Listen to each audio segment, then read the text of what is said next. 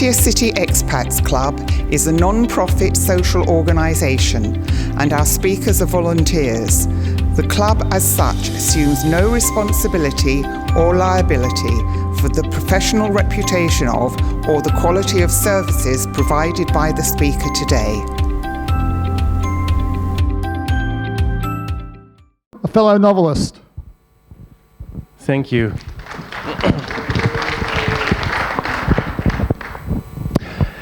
It's very inspiring to actually hear Dr. Karki speak with such purpose, because there's a lot of people that don't have such a strong purpose in life, right? And I wanted to start my presentation with this quote, which actually comes from my book. Because most people journey through life without questioning themselves.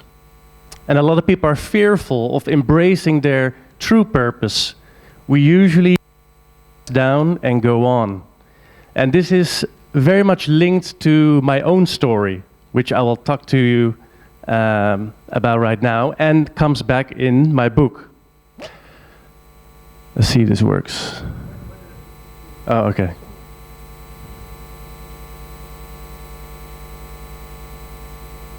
Yes, this is me. So my name is Tim van Es. I was born in the Netherlands, grew up there until I was 23 years old.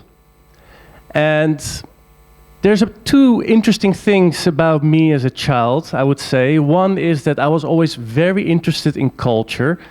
And here you can see I wrapped this towel around my head when I was very young. I think I watched maybe Lawrence of Arabia or something like that.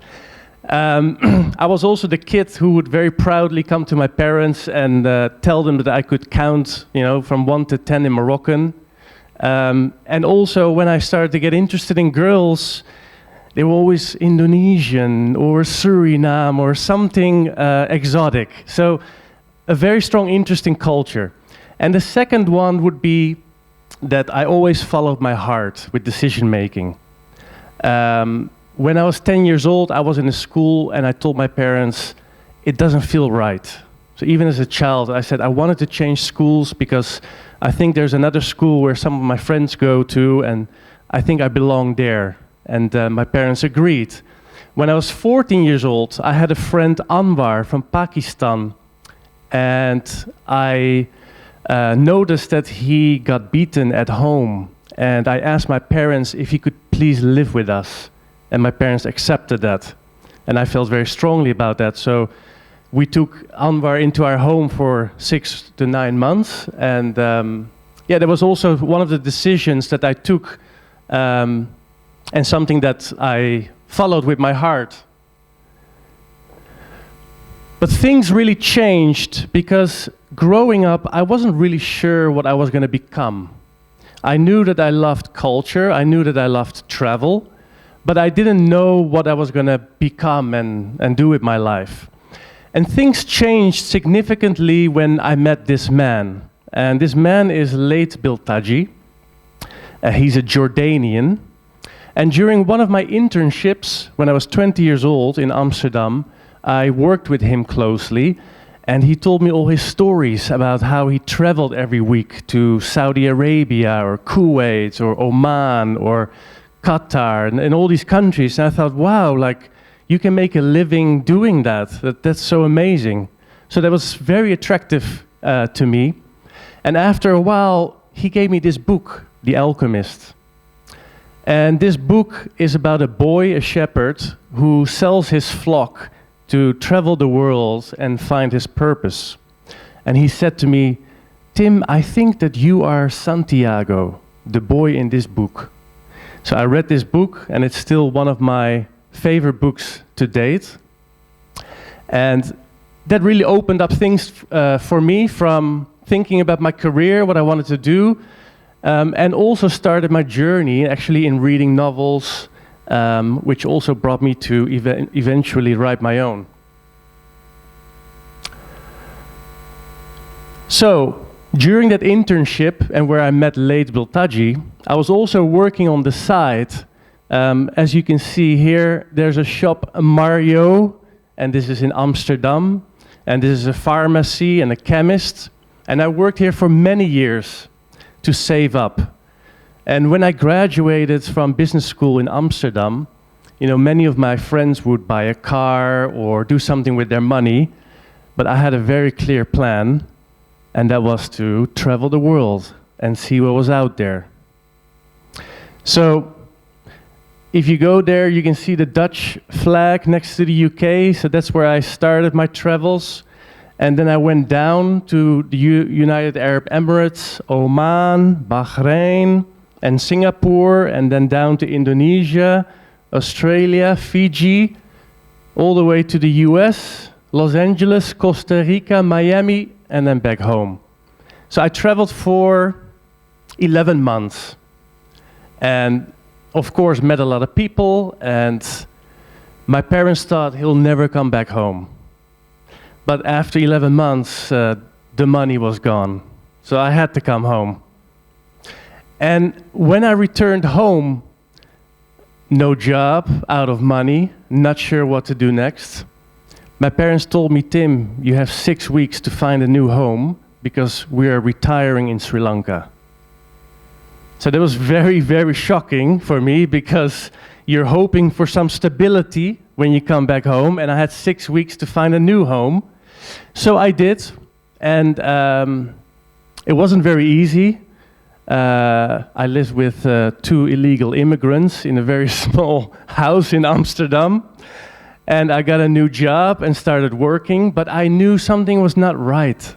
I just didn't feel home anymore in the Netherlands, and I wanted to get out. So I asked my parents, I said, if you could lend me some money, then I will pay you back in the next couple of years after I graduate and start earning. So they agreed, and I moved to Sydney, Australia. And this is where I graduated from the University of Technology in Sydney with a business degree. And I also got my first real job, which was at Meat and Livestock Australia. And this was a very interesting job about the red meat industry in Australia. And I had a lot of interesting experiences. I got married during these years, and I really started to settle down. And I lived in Australia for 10 years. But then after a while, that settling down actually started to make me anxious, because I could already see that I would live here forever, because it's such a great place. And the job was also very cozy. I got a really great opportunity, and I joined this company called Unilever in Australia. So Unilever sells Dove shampoo or soap, Sunsilk shampoo, for the Americans, Hellmann's mayo. In the UK, we got Coleman's mustard. So there's lots of brands. The ice cream here, Cornetto, Magnum, that's all Unilever. So I started working for Unilever in Australia first. And then I got an opportunity to follow my heart again, because one of the bosses told me, Tim, if you really want an adventure, you could go to India. And moving from Sydney to Mumbai is a big shift, I can tell you. But I followed my heart, and I followed the culture that I was interested in, so I took it. And I moved to India, lived there for 2 years, and then was made redundant. So after 2 years, my kids were born, actually in Mumbai in India, but I was not having a job in what's next. So I got an offer to go back to the Netherlands, and they said, come and join us in the head office, but I didn't want my adventure to end. So I found a job in Malaysia at another Unilever business, and I took a 75% pay cut. And I can tell you, there's not a lot of people that are going to do that, yeah? Because a 75% pay cut every month, it's a very, very big call when you have 2 babies and lots of costs coming in. But I did because I wanted to stay in Asia and I wanted adventure. So I was in Malaysia for 1.5 years, And then you can see a Myanmar flag up there. So in 2018, I got another opportunity to move to Myanmar. This is where things took a real turn for me, my life, and also has resulted in me eventually writing a novel. It all started out beautifully. Yeah, when we came to Myanmar, everyone was investing. There were shopping malls opening up. There were companies coming and building. And it was all like hope and excitement. But then COVID hit. And COVID in Myanmar was very scary at that time. Because I was at Unilever and we got all the insights and information from government and about what's happening. The news that kept coming in was very scary. 55 million people, and at some point there were only like 100 ICU beds. The country was running out of oxygen. Yeah, so you heard stories of people dropping on the sidewalks. And this was a very uncertain period. The border was closed. We couldn't leave. No one could come in. And we had to stick to business, yeah, because I had a big job. I had to keep performing, so I did. But that was not the end in Myanmar. A year later, there was a military coup. Protests started because the military came in and the government of Aung San Suu Kyi got removed. First it started off kind of okay, with just protesters and students on the streets. And then the military kind of got rough and it erupted in total chaos. We moved from house to hotel to apartment for safety. And people got shot, and trying to run a business with COVID and a military coup in such a country is, you're working 24 hours. It's very, very tough. And then one day, there was an army in a tank shooting machine guns next to our window at 3 a.m., waking up the kids. And I told my then wife, I said, we're out of here. This is it. I can't do it anymore. So we left. We got an emergency flight to Korea, luckily. And we had to do quarantine over there for 2 weeks. And after a few months, I was able to move to Thailand. That's where our regional office was. So this is me in Thailand, in our Bangkok office. But what I didn't know was all of these years of pressure and stress and moving with small babies and the COVID and the fear and the military coup and the quarantines, it starts building. And if you work really, really hard, you may not notice. So this was me, and we felt safe, got a new job, we're in an amazing country in Thailand. What could go wrong? But things went wrong. There was one night, this is now 2 years ago, where I felt so numb and so heavy without really knowing that one night after a couple of drinks, I drove on my scooter through Bangkok, and on a big intersection, I closed my eyes and kind of wanted to end it all. Yeah, so this was on one night. And then after a second or two or three, I opened my eyes again and nothing had happened. I was still driving. So I went back home, and that time I told my wife, I said, I think this is, I've reached this point where it's all over. I can't do it anymore. I can't open that email inbox. I can't go back to the office. It has to stop. So I took a break. I stopped, walked away from my career, and entered a very new phase. Went back to my parents in the Netherlands, spent some time with them.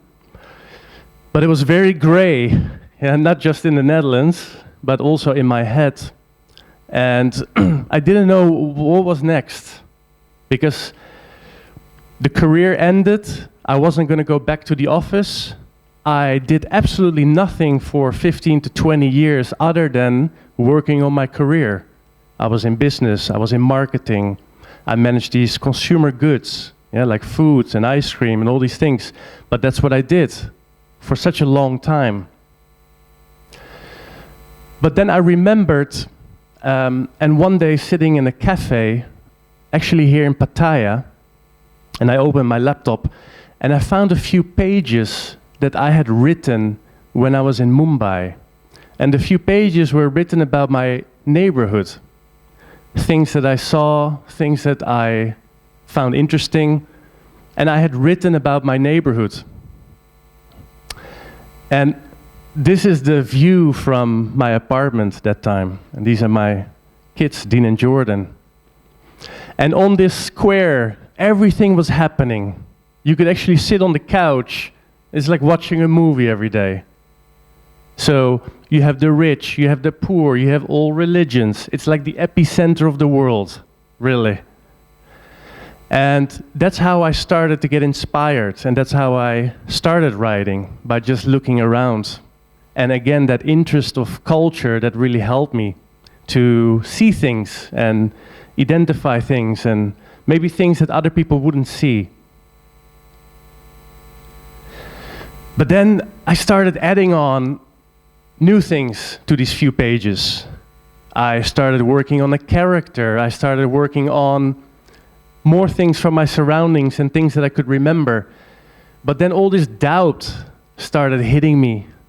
Like, Tim, you're not an author. Come on, like, you're this guy, this marketing guy, at Unilever, and no one's gonna read this stuff. And worst, what if you fail publicly? Because you've always been promoted. You always went to the top, the next level. You did so well. And now if you publish a book that no one's gonna read, like, who are you? And I sometimes felt like I couldn't face that kind of rejection.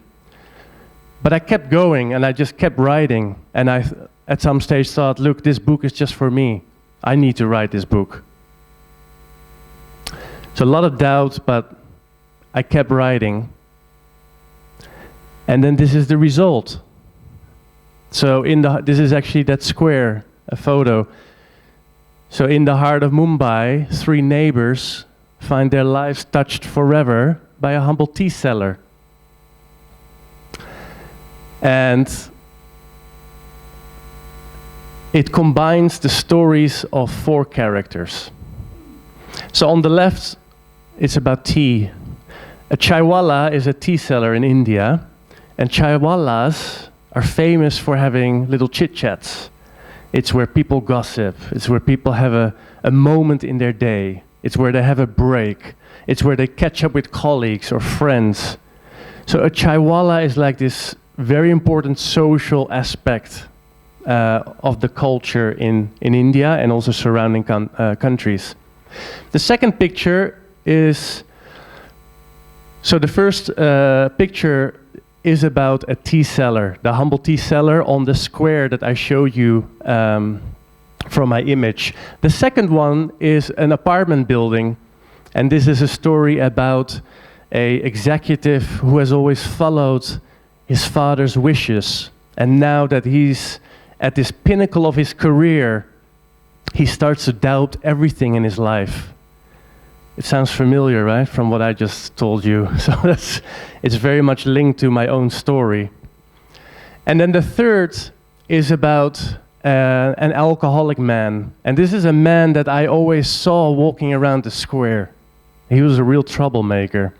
And I made up his own story behind that, mixed with some of the trauma that I've seen and heard in our family, and combined that with his story and how he kind of moves around. And the last story is about Aditi. And Aditi is from a poor fishing village, which is nearby that square.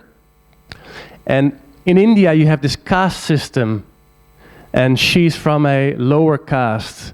And she notices this when she tries to build up her career. She gets rejected, she doesn't get the promotion, and she's this very ambitious single mother. And Indian women in my office in Unilever in India at that time were super inspiring because they live in this man's world, and these women in our office, they are just powerhouses. So that last character got kind of inspired by a lot of the women that we had in our office. So this ChaiWallah is standing on this square every day, serving his tea, serving his chai. People come, have a chat, and these three characters of that corporate executive, the alcoholic, and this single ambitious mother, they all intertwine. And through questions he asks, through little chit-chats, through little guidance, his warmth, his fragrant tea, he nudges them in their lives to try and help them on their way and find a new path towards more happiness and towards purpose.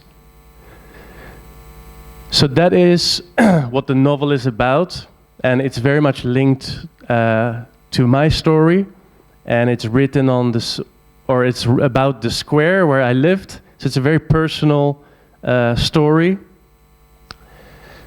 And when you publish this, I got rejected by 65 agents. And not just like random emails, actually agents that I researched individually to make sure that they are for my genre and actually would be able to help. No one responded for months. Only rejections. Actually, rejection was great. It means that they actually responded. So I self-published and thought, you know, let's see what happens. And then some reviews came in. Goodreads.com is one of the websites for mostly novels, but books in general. And I had this, you know, top #3 reviewer in the UK who wrote beautifully written, heartwarming. And you're like, oh, really? Because you put your whole mind and soul into a book which you actually wrote for yourself. You were worried about failing publicly. You really weren't sure what this was going to do. And then I got these reviews that gave me a lot of energy and hope. And then in Amazon, the US, it actually became a top new release in Indian culture by a Dutch guy, which was interesting. And it also achieved #1 in Asian literature in the Amazon.us store. And then a few weeks ago, I passed the 1,000 orders. And so the ball started rolling. And it's now been 6 weeks since I published this book. And it's been a real roller coaster. Yeah, from not knowing what I'm going to do, to writing and not believing in yourself, to publishing and no one is interested, to self-publishing and then getting some traction. And then about a week ago, I got a message from late Biltaji. And he said to me, Tim, I can't really believe it. He said, I've read your book, I've reread chapters, I delved into this. And he said, drop everything. I think you've found your purpose. And this friendship goes back since 25 years now. And we're still in touch.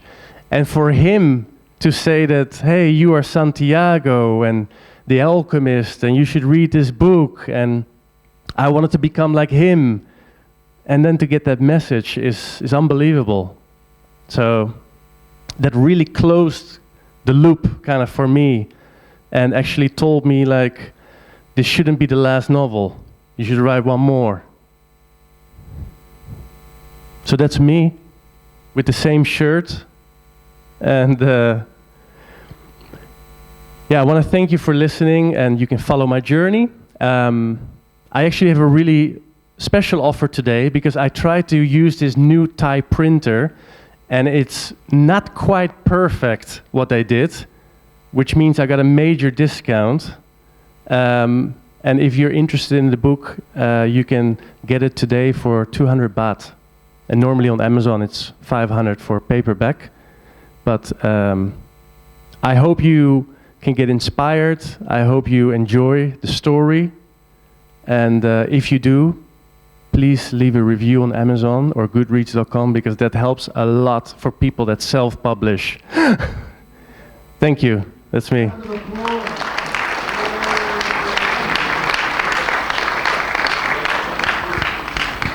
So we have a few, stay there, stay there. We've got a few minutes where we can ask questions of either of the speakers. Anybody got questions? Or I need the other microphone. Right.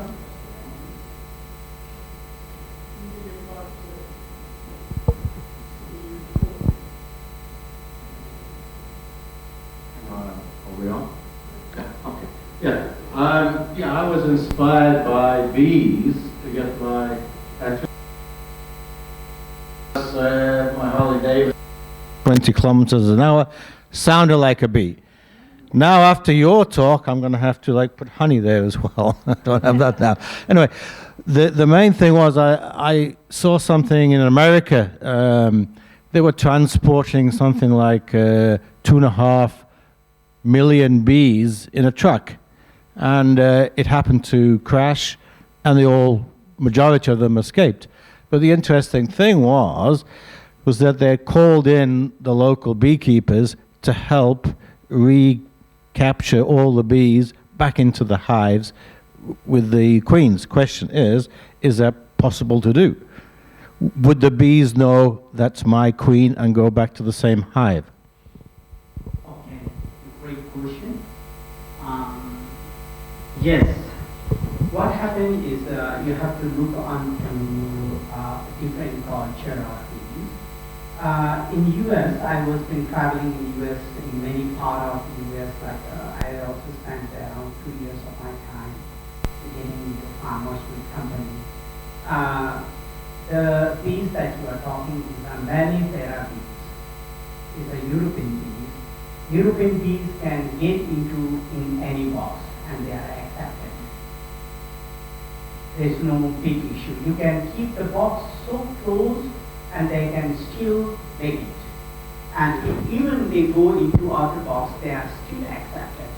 But this cannot be happen with other bees like Indica serena and other bees. Only mellifera can go up with each other like this. Yeah, that is possible. Any other questions for either of the speakers? Kelvin? Hello, great talk. Thanks very much. Very inspirational. About the bee venom, I just received this morning, there was something called melittin. Is that correct? No, melittin, bee venom, can destroy mammary gland cancer within 60 minutes. And there's a video of it online, which is very interesting about your venom from the bees. Yeah, just a quick one on the bees. In Australia, Australians have a bit of a reputation for drinking. By the way, originally Australia only had stingless bees and they imported all the bees with stings, thanks very much. But apparently there's one thing, that if bees go out and get a certain sort of thing, they can get drunk, and the beekeepers at the hive stop them getting into the hive because they don't want them to spread the alcoholism or something. Is that right? Yeah, some of the information which you get it in the internet and all may not be that right. There is very little case study people make about it. But the honey that you deal with, there are many different kinds of honey around the world, and there are many things that you get it from the bees. Pollen you get, other venom you get, all these things. So different bees has different value of having, what do you call that, supporting our immune system, or for using for a medical purpose. Like I have done case study on with my uncle, other than I have no chances doing. My uncle was dying. He was having 48 of brain tumor in his brain and 32 size of the brain tumor in his brain. And doctor gave him 6 month time only, because he was really suffering and he cannot keep his head straight. It goes here and there. You have to have someone to help him.